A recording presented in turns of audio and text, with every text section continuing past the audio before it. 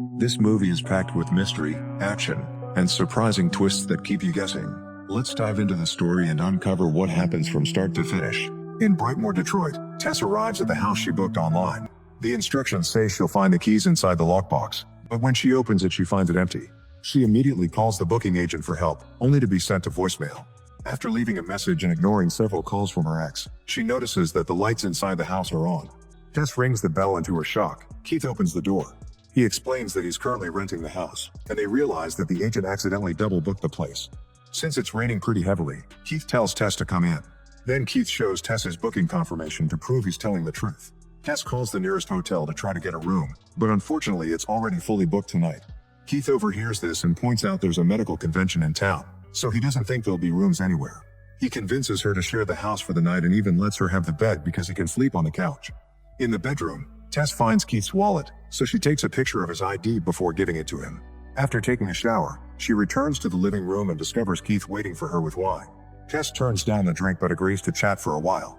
She shares that she's in town for a job interview with a documentary filmmaker named Catherine, and Keith reveals that Catherine's next film will be about a Detroit music collective, which he's one of the founders of. Having something in common helps them get along, and the conversation lasts hours while Tess ends up drinking anyway. In the middle of the night, Tess is awakened by the door creaking. Suddenly she hears a screech and discovers that the bedroom door is open. Keith is having a nightmare on the couch, so he's the one making weird noises. Tess comes closer and shakes his arm, calling his name. At first nothing happens. However, when she tries again, he's startled awake and she screams in shock. Tess asks him if he opened her door, but he swears he didn't. Then Tess goes back to the bedroom and makes sure to lock the door before going to bed. The next morning, Tess wakes up to find a note from Keith saying he had to go out, but he wishes her good luck. On her way out, she leaves the key in the lockbox. Now that there's sunlight, Tess is surprised to notice that every house in the neighborhood is in ruins except for the one she rented. In the city, she meets with Catherine in a cafe for the interview. When Tess tells her where she's staying, Catherine thinks it's crazy and warns her that it isn't a good neighborhood. Moments later, Tess returns to the house and sees a homeless man named Andre trying to get her attention. As he starts running toward her, she rushes to the lockbox to get the key and manages to get inside right before the guy catches up to her. He pounds on the door and tells her to come out, ignoring her when she asks him to leave. While keeping an eye on the window, Tess tries to call the police, but they tell her they don't have available units now. Afterward, Tess goes to the bathroom only to notice there's no toilet paper. She searches every room in the house, but she can't find it anywhere, so she decides to check the basement. Tess finally finds the paper there and quickly grabs a roll. However, when she tries to leave, she discovers that the door has closed and locked itself. She can't open it no matter how hard she shakes it, and she can't call for help because she left her phone upstairs. Tess has the main key, so when Keith returns he won't be able to come in. There's also a window that she can't open. While looking around for something she can use to open the door, Tess discovers a rope coming out of a hole in the wall. When she pulls it, a secret door opens. It's very dark inside, so she decides to ignore it. Hours later, Tess gets tired of waiting, so she grabs a mirror and reflects the basement light into the mysterious room. Now she can see a short corridor, so she crosses it and finds another door. She opens it and turns on the light, which reveals an old mattress, a bucket, a camera, and a bloody handprint on the wall. Tess is so horrified that she rushes back to the basement. Suddenly someone pounds on the main door, so Tess looks out the window to confirm that Keith has finally returned. She pounds on the window until he hears her and he manages to open it from the outside, so she can pass him the key. Seconds later they're both in the house and Tess tells him about the mysterious room. Keith doesn't think it's weird because basements are supposed to have junk, but Tess wants to leave. He quickly stops her and convinces her to wait a few minutes, since he wants to go to the basement to take a look and he may need her help if he gets stuck too. After a few seconds in the basement, Keith stops responding, so Tess goes downstairs to investigate. The door is about to close again, but this time Tess manages to stop it. She rushes upstairs and drops the keys on the table before grabbing a chair that now keeps the door open. Then she goes to the mysterious room, however Keith isn't there. Tess looks around the corridor and thanks to the phone's light, this time she sees a new door. When she opens it, she finds a very creepy tunnel. At that moment Tess hears Keith asking for help, so she gathers her courage and descends into the tunnel. After crossing a gate, she finds some empty cages with bowls in them. As she starts crying, she keeps searching the tunnel until she's startled by something, but it's just Keith. He's also terrified and says someone bit him. They agree they need to leave, but they can't agree on which way is the exit, so an argument ensues. Suddenly a naked monstrous lady appears in the corridor and grabs Keith to start bashing his head on the wall until he's dead. Then this monster roars at Tess. Meanwhile, successful actor AJ is driving near the beach when he receives a call from his producers. They inform him that his co-star has accused him of abuse, so he's now fired. As AJ denies it and freaks out, the producers inform him that the media already has the story.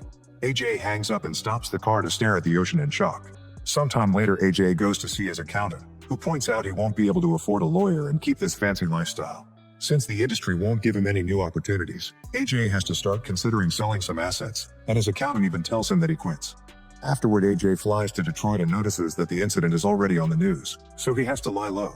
In the evening, he arrives at Brightmoor, revealing he's the owner of the mysterious house and wants to sell it. After seeing Tess' car parked outside, he enters the house and finds the chair blocking the door, so he moves it and closes the basement. Then he notices Keith's and Tess' things in various rooms, yet there's nobody around. He calls his house agent, who tells him there haven't been any bookings in weeks. AJ thinks there may have been squatters in the house, but that's not the agent's problem, so she hangs up. Later, AJ goes to a bar with a friend and admits he did take advantage of his co-star, but he doesn't see it as a big deal. In fact, he insults her for wanting to ruin his career. When AJ returns to the house, he leaves a message on his co-star's voicemail to apologize even though his lawyer told him not to speak to her. The next morning, AJ wakes up with a terrible hangover that makes him throw up. He then searches all the abandoned bags and suitcases until he finds Tess' laptop. Her name appears on the screen, but AJ can't access the computer without a password. After finding the keys on the table, AJ looks at the basement, where the light isn't working anymore. Nobody answers when he calls. However, he hears a noise that startles him. Concluding that the squatters are down there, AJ gets dressed and grabs a knife and a flashlight before descending into the basement. As he looks around, he hears another noise and finds the rope, so he pulls it and discovers the hidden door. Soon he finds the creepy room, but this only makes him excited. AJ returns to the living room and searches online for information to know if underground spaces increase a house's value. He learns that he can list the basement separately, so he grabs a measuring tape and rushes downstairs to measure the secret areas. He even moves the bed to do this, not disturbed by the implications of the room at all. Eventually, AJ finds the other door and gets more excited when he sees the tunnel. He continues to take measurements and doesn't stop until he hears some music. There's a light at the end of the tunnel, so he follows it to find one more room. It smells terrible. The floor is covered with old blankets, and a small TV is playing a video of a mother feeding a baby. Suddenly, the measuring tape starts getting pulled, so AJ lets go of it and watches it disappear in the tunnel. When he hears a strange noise, he immediately starts running. He accidentally trips and drops the flashlight, which starts malfunctioning. The light is still enough for AJ to see the monster coming, and she gets close enough to growl in his face. AJ runs again only to end up falling into a hole and hurting his arm. After the creature covers the hole with a lid, AJ is startled by Tess, who covers his mouth and tells him to be quiet. A flashback to 1982 shows how nice the neighborhood used to be. The house was originally owned by Frank, who one day went to the grocery store to buy supplies for a home birth. Once he had everything he needed, he put it in the trunk and got ready to go home, but at that moment he noticed a beautiful woman. He decided to follow her instead and parked outside her house. It was clear it wasn't Frank's first time doing this because he had a disguise ready in his trunk. He pretended to be an electrician and knocked on the woman's house, saying he was checking every house in the neighborhood because there had been some outages. The woman let him in and Frank sneaked into the bathroom, where he unlocked the window. On his way home, Frank was approached by his neighbor, who told him he was selling his house because the neighborhood was going to hell. After announcing that he'd never move, Frank took all the supplies to the basement, where a woman's screams could be heard. In the present, Tess tells AJ to stay calm to avoid upsetting the creature. At that moment, the monster appears and offers them a baby bottle. Tess drinks from it without hesitation and asks AJ to do the same because the creature wants them to be her baby. However, AJ refuses, so the monster descends into the hole too. She gently pets Tess' head and calls her baby, but she growls at AJ as she grabs his neck. Suddenly, the creature drags AJ out of the hole and takes him to the TV room, where she forces him to drink her milk while following the video on the screen. Since the creature left the lid open, Tess grabs AJ's flashlight and jumps until she manages to get out of the hole. As she advances through the tunnel, she accidentally steps on the tape and the noise alerts the monster. Tess runs as fast as possible and returns to the basement, but unfortunately the door is locked and kicking won't open it. Then she decides to break the window and crawl out of the building, which is taking her too long. Luckily, Andre shows up to help her get out right before the creature could grab her. Andre tells Tess that he knows about the monster and that she should leave without AJ, warning her that there's something even worse in the house. Tess insists she has to help AJ, but Andre explains that the creature can come out at night and will attack Tess if she sees her. In the basement, AJ leaves the TV room and searches the tunnels with the light from his phone. Eventually, he finds a bell connected to a power line, so he follows it until he finds another door. The creature soon comes after him, but she quickly leaves when she sees him standing by that particular door. Then AJ enters this new room, which is full of trash but also clothes, furniture, and another TV. On a bed, AJ is startled to find an elderly Frank, who makes some gestures to ask for water. AJ hands him the bottle but can't understand the next gesture, so he just brings the night table closer to the bed. Then AJ keeps looking around and finds a bunch of old VHS tapes. He watches them and discovers they're recordings of all the women Frank abused in that basement. A horrified AJ starts yelling at Frank, who pulls out a gun from the night table and self-deletes. Meanwhile, Tess leaves town and goes to the nearest gas station, where he borrows a phone to call 911. When the police arrive, she takes them to the house and tells them what happened. However, the cops don't believe her and refuse to break into a locked house without a warrant, so they leave. A desperate Tess breaks a living room window to get back in the house and grab her keys. When she gets in her car, the monster comes out of the building growling, so Tess speeds up and repeatedly rams her into the wall until the creature passes out.